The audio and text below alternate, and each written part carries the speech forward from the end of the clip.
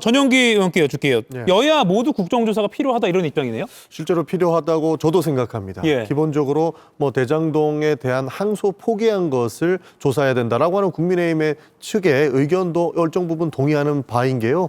기본적으로 법무부 장관이 지휘를 했느냐 안 했느냐. 그러니까 이것을 조언을 한 것을 지휘를 실질적으로 했는가에 대한 여부를 밝히는 것도 지금 이 정도 논쟁거리가 됐으면 필요하다고도 보이는 것이고요. 대장동 수사에 대해서 실질적 진실이 정치적 수사였는지 아니었는지의 논란이라고 봅니다. 그리고 이 부분에서 검사들이 집단적으로 성명을 내고 반박을 하는 부분도 공무원들의 정치적 중립 의무를 위반한 것은 있는지를 충분히 파헤칠 수 있기 때문에 조사가 필요한 부분에 대해서 양측의 입장 모두 공감한다 말씀드릴 수 있겠습니다. 예, 양측 다 공감한다. 다만 국민의힘 쪽에서는 뭐 좀 다른 의견도 있는 것 같아요. 아니 근데 이게 구태타적 항명이라고 얘기를 했잖아요. 예. 그러니까 그 항소 포기한 것에 대해서 18명이나 되는 검사장이 이게 말이 됩니까? 라고 성명을 내고 예. 검사들이 부글부글 끓고 수사관들이 문제를 제기하고 여론이 이게 말이 안 돼라고 얘기하는데 그걸 항명이니까 처벌해야 된다는데 그 얘기를 들으면서 무슨 생각이 들었냐면요. 만약에 윤석열 대통령이 비상계엄을 불법 비상계엄을 했는데 거기에 대해서 국무위원들이 아 그거 아닙니다. 잘못됐습니다. 라고 얘기하면 너 어디다 항명하는 거야? 내가 처벌하겠다. 이렇게 얘기할 수 있습니까? 말이 안 되시는 소리를 하고 있는 것 같아요. 그리고 이거는 어쨌든 그 불법 행위에 대한 거부, 그거는 민주당에서 계속 얘기했잖아요. 휘슬 블로워들을 보호해줘야 된다. 예. 내부 고발자. 고발자들에 대해서 우리는 보호해줘야 된다. 이런 얘기들을 했던 사람들 아닙니까? 제가 생각하기에는 뭐 그 국정조사도 하시고요, 특검도 하시고 그래서 진실을 밝히시기 바랍니다. 그러니까 예. 검찰 내부에서 목소리를 낸 것을 민주당은 지켜줘야 되는 거 아니냐라고 말씀을 해줄 수 있겠는데 검찰이 윤석열 구속 취소에 대한 항고를 포기했을 때 이렇게 똑같이 목소리를 냈다면 정말로 정의로운 집단이구나라고 평가해서 이해할 수 있겠습니다. 그러나 그때 단 한 명도 저는 못 봤다고 보거든요. 그리고 실질적으로 뭐 지금은 18명에서 반발하고 있는데 항고 포기 때 10명이라도 반발하거나 집단적으로 성명을 냈다면 정말 정의로운 집단이라고 다시 한번 평가할 수 있을 것 같습니다. 그러나 그때는 아니고 지금은 맞다.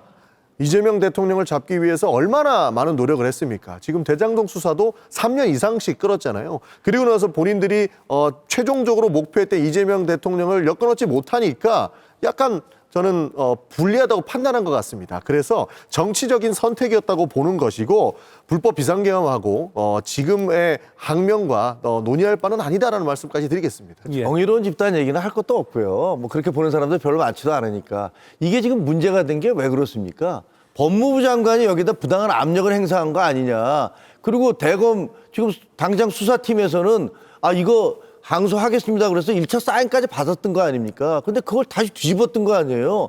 그러니까 논란이 되고 있는 겁니다. 근데 그거랑 그 이전에 일반 사건에 있어서 항소를 왜 안 했느냐의 여부하고는 완전히 다른 거죠. 만약에 그때도 법무부 장관이 지시를 해서 항소를 안 했다면 상당히 큰 문제가 됐을 겁니다. 예. 그거랑은 두 개가 그런 다른 사건들과 비교하는 것은 적절치 않아 그러니까 보여요. 저희가 지적하는 부분은 그거예요. 내 마음에 들면 항고하고 내 마음에 안 들면 항소를 포기하고 이런 부분들을 검찰은 지금까지 본인들이 선택적인 영역으로 다뤄왔다라는 겁니다. 지금 이 사건도 굉장히 정치적인 사건으로 시작했다는 지적 이후에 논란이 된 것 아니겠습니까?